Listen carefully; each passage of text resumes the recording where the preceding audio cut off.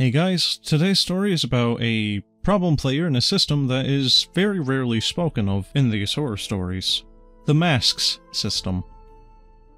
So, back in the dark ages of mid to late 2020, I was running a Masks play-by-post game. The game collapsed, and looking back, I'm glad it did. It taught me a valuable lesson about vetting your players.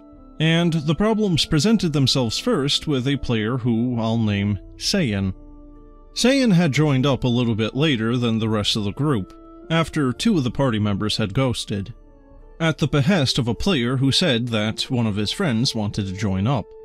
They wanted to play the Outsider playbook and class, which is inspired by characters like Starfire from Teen Titans, or Miss Martian from Young Justice. Aliens from another world who come down to Earth and have to adjust to the cultural context. That sort of thing.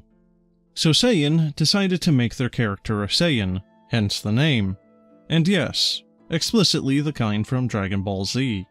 And even though their character was very clearly heavily inspired by Dragon Ball Z, I saw some ways that they could fit into the player's group of teen superhero reality stars, well into their first adventure, and mesh their concept into the story as it was unfolding. Problem number one came when Saiyan completely ignored any suggestions that I had made to help explain why they would be able to hop in and help the party.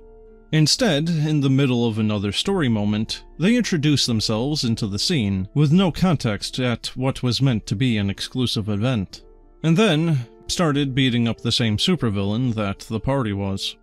This led to problem number two, the in-character language barrier.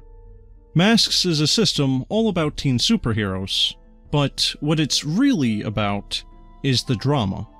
Miscommunications are par for the course, but they're more about being a stupid teenager than legitimately not being able to communicate basic words and concepts to the people that you're meant to be playing a game with. Saiyan didn't have their character communicate in an intelligible way, typing gibberish and then insisting that there was nobody around who could translate it, including the party's nomad, who already knew a bunch of different languages because of their backstory. The bit overstayed its welcome quickly, as it basically amounted to their character spouting gibberish, and doing something entirely counterproductive to the rest of the team's goals, causing chaos. It wasn't like having an extra player. It was like having to GM around an NPC with a mind of their own. There's a reason why the inspirations behind the Outsider playbook explicitly had ways to quickly learn how to communicate with humans. Because if you can't communicate with people on even a basic level, how the heck are you supposed to be on a superhero team with them? Even in DBZ, Raditz, Vegeta, and Nappa could all communicate with the main characters with zero effort. It wouldn't have been nearly as frustrating to have dealt with as a GM if they would have just explained what their characters' thought processes were out of character, or translated their gibberish so I knew what the intent and context was. But I was left with nothing, as they refused to do that. So, as a DM, you have a couple of choices here. You can give them an ultimatum and talk to them and tell them that, do something that will at least give a basic amount of communication. Or you could have them roll up a new character because obviously they made an NPC, or you could get rid of them. But even after those two problems, I thought that I could still salvage the game, and not have to kick anybody out. I just needed to do a bit of a time skip to be able to explain how this alien who didn't know any English whatsoever would be made into a primary cast member in a reality show headed up by the literal Greek muses. If I just gave them a translator of some kind, they wouldn't do that kind of thing again. And it seemed like what Saiyan was doing wasn't out of malice, but out of ignorance. Maybe it's not out of malicious intent initially, but if you're telling him that he needs to be able to communicate with the party and he's refusing to do anything to rectify this situation, then he's not innocent either. So I figured that I would just re-establish the expectations when we got another new player to fully replace the two who had left. And I did. Basically, we went from Season 1 to Season 2 to explain the change in cast. I even let Saiyan invite one of their friends to be a part of the game, thinking that they would fix themselves after the first impression. but I was very wrong. And that's when problem number 3 reared its ugly head. It turned out that Saiyan was preoccupied with SJWs and feminazis in the media pushing their agendas onto fictional properties. And for that matter, it turned out that the player who invited them and the player that they brought in either agreed or were willing to play devil's advocate for them.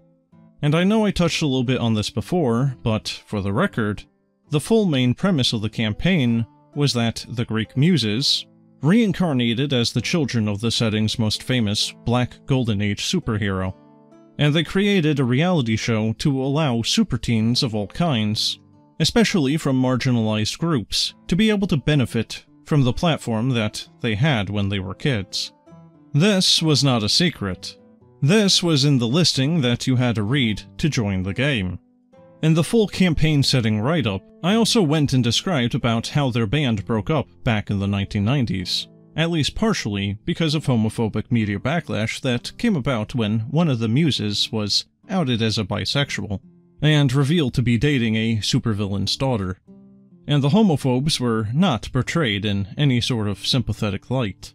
And if that isn't a big red flag that I don't embrace reactionary anti-SJW politics, then I don't know what could be more clear. Do I need to staple a Progress Pride flag to my forehead or something? It was now very clear to me why the Saiyan didn't want to engage with the other players or NPCs, or the world around their character. They just didn't get any of the actual implications or themes behind it, and there was most likely nothing that I could say or do to make them understand. The Saiyan made this abundantly clear by acting like a hateful clown towards another player when they called the Saiyan out on their bad takes, because that player happened to have a trans flag in their profile picture. At that point, I decided that I didn't want to run a game for Saiyan or anybody else that they happened to be acquainted with anymore, and pulled the plug. So, moral of the story, don't tolerate that guyish behavior. If you see the warning signs, nip them in the bud, or it'll suck all the fun right out of your game. I've also learned to not play RPGs with random people on the internet without making it explicitly clear that you have no tolerance for people being knowingly bigoted. Well, OP, you missed another moral of your story. If you're having issues with a player, don't allow that player to invite their friends. Oftentimes, those friends will have the same values and ideas as them. I'm sure there are a few circumstances where this did actually work out, but as a general thing, I think this is a rather piss-poor idea. Oftentimes, you'll have not just one problem player, but two now. Why do that to yourself? And I'm also kind of curious if the problem player just was playing just to be a problem, or if he did actually plan on playing, if you could call what he was doing playing. But in any case, guys, that's the end of this one, so as always, have a good one.